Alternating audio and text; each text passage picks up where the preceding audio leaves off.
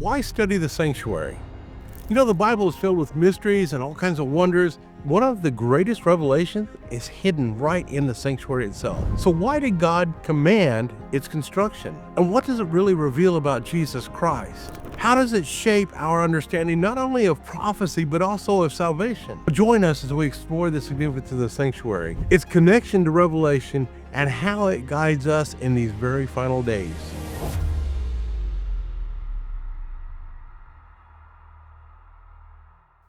In Exodus chapter 25, verses 8 and 9, it says, "And let them make me a sanctuary, that I may dwell among them, according to all that I show thee, after the pattern of the tabernacle, and the pattern of all the instruments thereof, even so ye shall make it."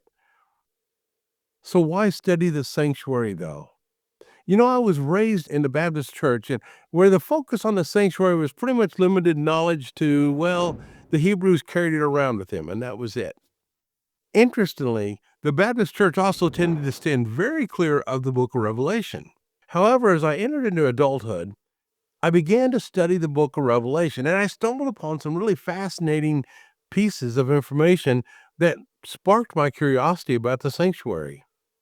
See, Revelation's all about Jesus, and it is set with the sanctuary and its process as its foundation. So as I began to gather information all through the book of Revelation, it became very obvious where the focus really was. Revelation's focus on the sanctuary begins in Revelation chapter 1, verse 13 and 20, and it talks about the lampstand. Revelation 4:2, it's God's throne. Revelation 6:9, the altar of incense. Revelation 8:3, incense and prayer. Revelation 9:13, the horns of the altar. It says to measure the temple, the ark of the covenant. The temple is opened. And then Revelation 20:11 says the white throne's judgment. And of course, Revelation 22 is all about God. It's the heavenly sanctuary. It's the temple where God's throne is. It is where Jesus is. It is where Jesus is doing the work of a high priest. It is where your future is being decided right now. So I think it's important to understand the depth of the work of Jesus and how he's doing that, and the love and the expression that is all there in the sanctuary. So what about the book of Revelation? Why do we study that?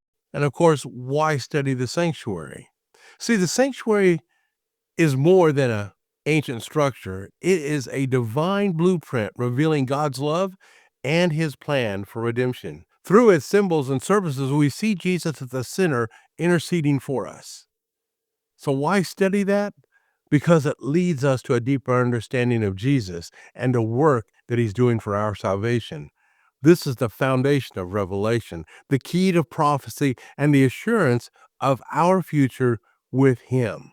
The book of Revelation is often seen as a complex mystery, but at its core, it literally reveals Jesus Christ. So how does this final book connect to the sanctuary? What can we learn about Christ's work today? And of course, as we open the pages of Revelation, we begin to discover that every aspect of the prophetic book leads us to the sanctuary in heaven, where Jesus intercedes for us. So let's dive in a little bit deeper. So there are a few questions we need to answer before we ever get started in this. One, Revelation chapter 1, verses 1 and 2. It says it's the revelation of Jesus Christ, which God gave him to show his servants things which must shortly take place. And he sent and he signified it by his angel to his servant John, who bore witness to the word of God and the testimony of Jesus Christ to all things that he saw. So when you begin studying Revelation, you begin to see Jesus. But where do you see him? That's the important thing. See, Revelation chapter 1, verses 12 and 13 says, "Then I turned to see the voice that spoke with me, and having turned, I saw 7 golden lampstands. And in the midst of the 7 lampstands, one like the Son of Man, clothed with the garments down to his feet, and girded about in the chest with a golden band." Jesus is in the heavenly sanctuary. So if you're looking for Jesus, then look where he's actually doing his work. Then you need to understand his work. And that's important. The only way to understand what Jesus is doing for you is to study the sanctuary. So as we study the Bible, we see the apostles, and they all tell us about end time events. So it's important to understand what these events are because they bring us closer to the coming of Jesus. They prepare us for that moment. See, Matthew 24 talks about end time events. Mark 13's end time events. Luke talks about end time events. And John gives us the entire book of Revelation, which means to reveal. So in Revelation chapter 1, verse 13, and in the midst of the seven lampstands, one like the Son of Man. But we see in Revelation 1:20, it says, the mystery of the seven stars, which you saw on my right hand, and the seven golden lampstands. The seven stars are the angels of the seven churches, and the seven lampstands which you saw are the seven churches. Revelation 4:2 tells us, immediately I was in the Spirit, and behold, a throne set in heaven, as one sat on the throne. And of course, in Revelation 6:9, we see the altar of incense. When he opened the fifth seal, I saw under the altar the souls of those who had been slain in the word for the God and for the testimony which they held. And in Revelation 8:3, we see the incense and the prayer. See, it says, then another angel having the golden censer came and stood at the altar. He was given much incense that he should offer it with the prayers of all the saints upon the golden altar which was before the throne. And then we come to Revelation 9:13, and it says, then the sixth angel sounded, and I heard a voice from the four horns of the golden altar which is before God. You know, even when we look in Revelation chapter 11, verse 1, we're told he measures the temple. It says, then I was given a rod like a measuring rod, and the angel stood, saying, rise and measure the temple of God, the altar, and those who worship there. In Revelation chapter 11, verse 19, we see the Ark of the Covenant. It says, then the temple of God was opened in heaven, and the Ark of his covenant was seen in the temple.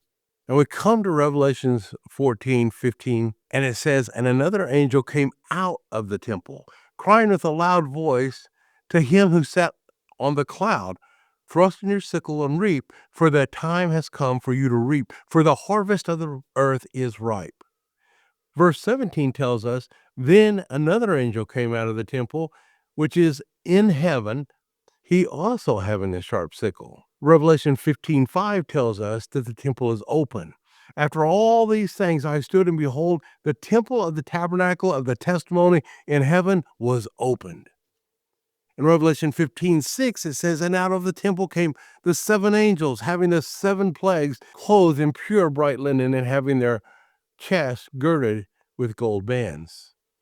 And we come to Revelation chapter 20, verse 11, and it talks about the throne. It says, then I saw a great white throne, and him who sat on it, from whose face the earth and the heavens fled away, and there was found no place for them.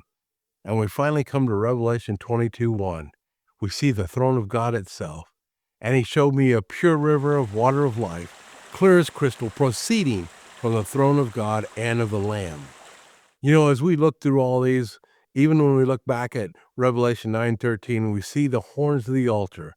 It says, then the sixth angel sounded, and I heard a voice from the four horns of the golden altar, which is before God. See, Revelation reveals more than just future events. It reveals Jesus Christ actively working in the heavenly sanctuary. Every symbol, every vision points us to the work that he is doing right now on our behalf in heaven in the sanctuary. So understanding this brings us closer to him, and it prepares us for what is coming to us. You know, from Genesis to Revelation, the sanctuary is woven throughout, well, the biblical narrative. But what does it mean for us today? Why does the prophecy emphasize the sanctuary as we approach the end times? As we dive deeper, we uncover the incredible connection between the earthly and the heavenly sanctuaries, revealing God's ultimate plan of salvation for all of us. Revelation focuses on the sanctuary. We see it in Revelation 1. We see the lampstands. In Revelation chapter 4, we see God's throne. Revelation chapter 6, we see the altar of incense. Chapter 8, well, the incense and the prayer. Chapter 9, the horns of the altar. We see the measure of the temple. We see the Ark of the Covenant in Revelation 11. And in Revelation 14, the angel comes from the temple. In Revelation 20, we have the white throne. In Revelation 22:1, the throne of God itself. All the pieces that are found in the sanctuary on earth are found in the temple in heaven. But that's not all. We find the use of the sanctuary in Daniel chapter 8, where the animals used there are represented in the sanctuary. They're used for sacrifices. And as we read the book of Ezekiel, we find references to the sanctuary itself. Even in 2 Timothy chapter 3, 15 and 16, it says, all scripture is given by inspiration of God and profitable for the doctrine, for reproof, and for correction, and for instruction of righteousness. You know, I believe that higher medicine saw a glimpse of what John had seen, the vision that was given to him at the perfect time for the world to understand that it needed to look to heaven with an understanding of the sanctuary. God knew it would lead us through these last days, prepare us for his soon return. Higher medicine, while passing through the large field, he says, I was stopped. Heaven seemed to open to my view, and I saw distinctly and clearly that instead of our high priest coming out of the most holy place of the heavenly sanctuary to this earth on the 10th day of the 7th month at the end of the 2300 days. See, for Hiram, this was the end of, a time of trouble. The sanctuary is the main focus of the Bible. We have the sanctuary with Pentateuch, with the feast, with the prophets, with Psalms, with Acts, with Hebrews, the Gospel of John itself, and Revelation, all focus on the sanctuary. And the sanctuary was focused on by William Miller as well, and then the early pioneers of the Christian movement. There is a reason that the end time emphasis is the sanctuary. It is because that is where Jesus Christ is finishing his work. He's preparing his way to come here. Daniel chapter 7 verse 13 says, I was watching in the night visions, and behold, one like the Son of Man coming with the clouds of heaven.